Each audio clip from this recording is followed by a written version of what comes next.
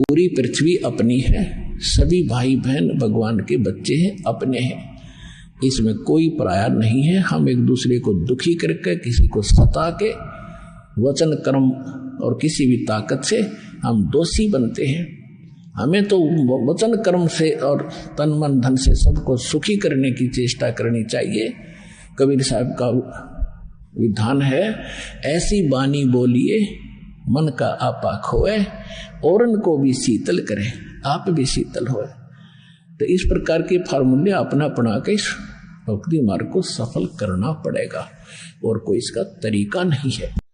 जो हमारे भक्ति बाधक मर्यादाएं हैं उनको तुरंत त्याग देना है, तब हम भक्त बनेंगे। आसानी से भक्ति करेंगे, हल्के होकर करेंगे, टेंशन रहित हो जाएंगे। 2 रोटी का रोला है। और जब कहते हैं पौ फाटी पगड़ा भया जागी जिया जून, और सब काहू को देते है ये चौथ सुमाना चून। सुबह उठते सबका पालन वही परमात्मा करता है। कहते मां के गर्भ में तेरा पोषण किया, क्या अब वो भगवान आपसे दूर हो जाएगा? मां के गर्भ में आपको ना मां का सहयोग था, ना पिता का, ना कोई और व्यवस्था थी। ऐसा सिस्टम कर दिया मालिक ने, मां की नाभि से आपकी नाभि का कनेक्शन कर दिया, और आपका शरीर जो है ना प्रफुल्लित रहा, स्वस्थ रहा, सुरक्षित रहा।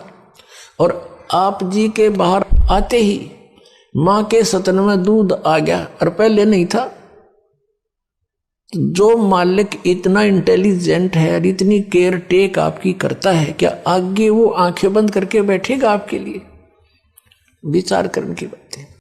अब जिसने 2 वर्ष 3 वर्ष 4 वर्ष 5 वर्ष भक्ति की, उनको सब सुख हो गए, कष्ट आवे को नहीं, क्योंकि तो सर्व सुखदायी परमात्मा सुख सागर है ये।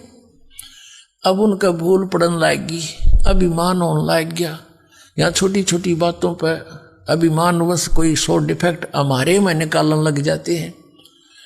फिर उनको समझाया जाता है, क्योंकि दास एक टीचर है, तुम स्टूडेंट हो। आपको दास कभी प्यार भी देगा, गलती करोगे तो धमकाओ भी गा, भाई खबरदार ऐसा कर दिया, तो ना आने की आवश्यकता नहीं है, क्यों अपना क्रम बिगाड़ रहे। तो क्योंकि सुख हो गया बताए, वो छोटी मोटी बातों में अपने आप निकल जाते यहाँ से। और अब वो क्या कहते हैं कि हम तो अब भी सुखी है, हम तो पहले भी सुखी थे, अब हमारा क्या बिगड़ गया? अब ये जैया उनकी हृदय में अज्ञान ना होता तो यहां से धक्के दिए थे बिना जमाने से। अगर इतना ज्ञान उनमें होता तो यहां से नहीं जा सकता, क्योंकि जो बच्चा अध्यापक उसको धमकाता है उसके हित में, और यदि वो बच्चा अध्यापक के धमकाने से, खुरकाने से, डांट लगाने से और स्कूल त्याग जाता है, तो कितनी बुद्धिमत्ता की उसने।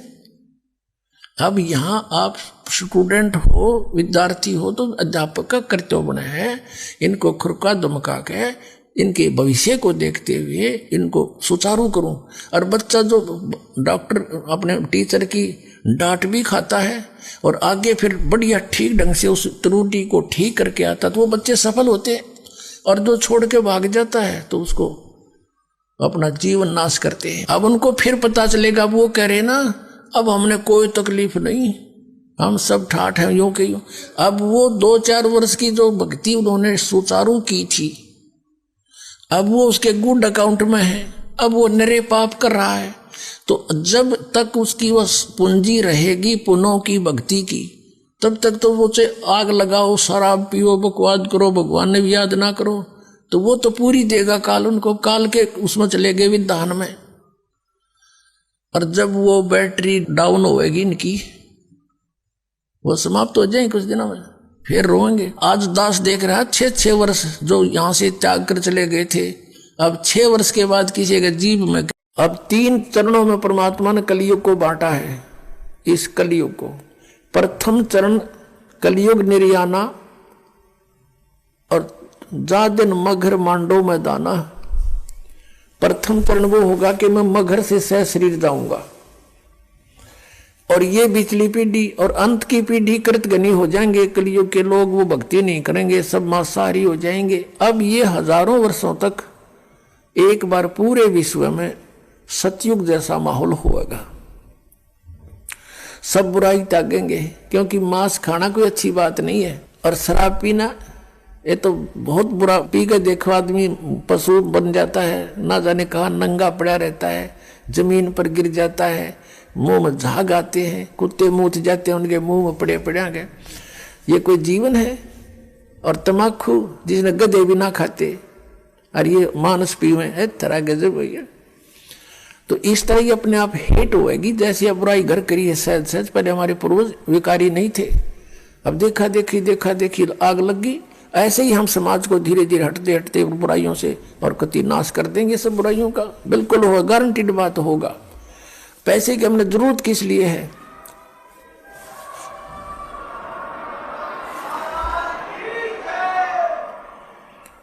अब पैसे की हमने आवश्यकता किस लिए? जो हमने अपनी रीतियों को गना फैला दिया। विवाह करते हैं उसमें बकवाद कराने, बच्चों का सहयोग जोड़ना है, 2 आदमी इकट्ठे हो तो 4, और भाई हमारी पुत्री आपके पुत्र से विवाह, बात खत्म हुई। परमात्मा ने संयोग जोड़ ही रखा है। वो खाओ 2 रोटी, चलो अपने अपने घर में, कुछ नहीं देना कि परमात्मा पर विश्वास रखो, जो बेटी के भाग में उसको अवश्य मिलेगा। माँ बाप मर जाते, उनके बेटी देखा हुआ सबसे सुख से रह रही है। तो पुण्यात्माओं, इस तरह हमने भगवान पर आसरा फेर करना पड़ेगा। हम अपने तरीके से आप धनी बनना चाहते हैं और अपने बच्चों को धनी बनाना चाहते हैं। हम दूसरे से धन लेकर धनी बनना चाहते हैं, 7 जन्म नहीं बन सकते, ये सत्य मान लेना।